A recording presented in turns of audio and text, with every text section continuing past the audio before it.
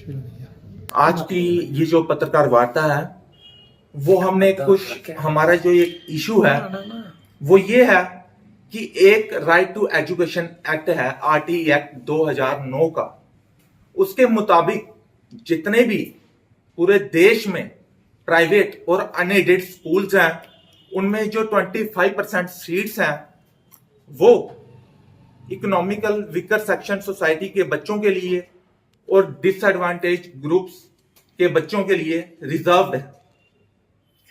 अब मैं बताता हूं कि इसमें कौन कौन से स्कूल्स हैं जो एलिजिबल हैं और कौन कौन से बच्चे इसके अंडर जो हैं एलिजिबल हैं। Childrens from the economically weaker sections of the society according as per the government state government criteria, childrens from disadvantage groups including scheduled caste, scheduled tribes and other backward classes, or children with disabilities, orphans and transgender children। ये जो बच्चे हैं ये इस act के द्वारा जो section 12 clause 1 sub clause C के तहत इन बच्चों को जो है इस एक्ट के द्वारा फायदा मिलना चाहिए। और कौन कौन से स्कूल्स इसके अंडर कवर्ड हैं? ऑल जितने भी प्राइवेट स्कूल्स हैं वो सब इसके अंडर कवर्ड हैं। और स्पेशली कैटेगरी ऑफ केंद्रीय विद्यालय, जवाहर नवोदय विद्यालय, ये स्कूल हैं, ये इस एक्ट के अंडर एग्जम्प्ट हैं, ये इसके अंडर नहीं आते हैं। और ये जो एक्ट बनाया गया था इसका ऑब्जेक्टिव क्या है? इसका ऑब्जेक्टिव ये है to promote social inclusion and provide equality education to all the children.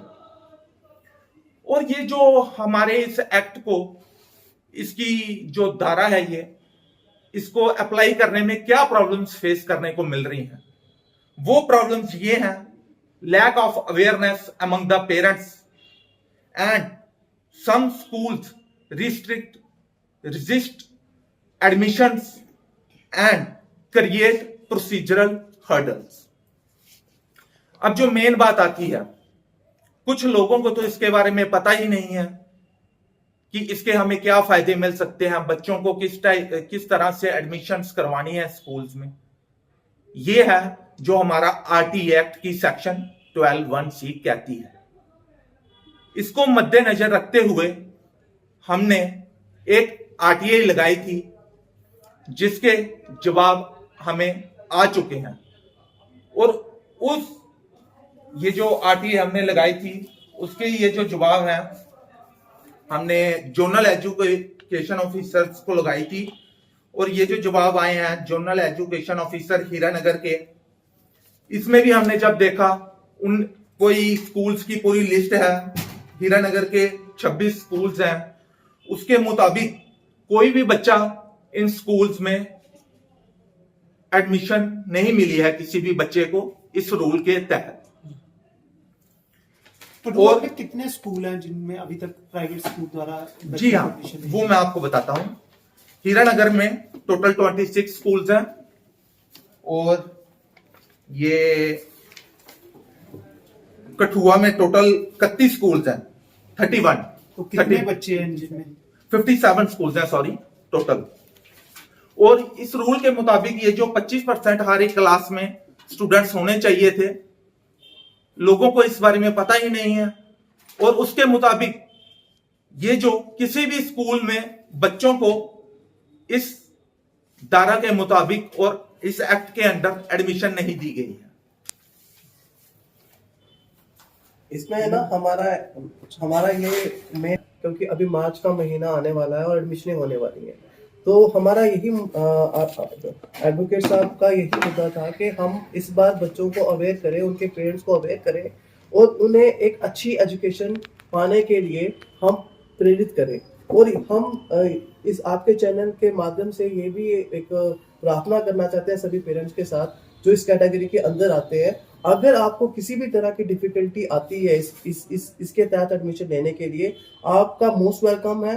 हमारे नंबर आपको प्रोवाइड कर दिए जाएंगे, एडवोकेट्स आपके नंबर प्रोवाइड कर दिए जाएंगे आपको, है ना, इनकी पूरी टीम के नंबर प्रोवाइड कर दिए जाएंगे। आप अप्लाई करें और अगर आपकी कोई भी इशू होता है तो हम आपकी इसमें हेल्प करेंगे।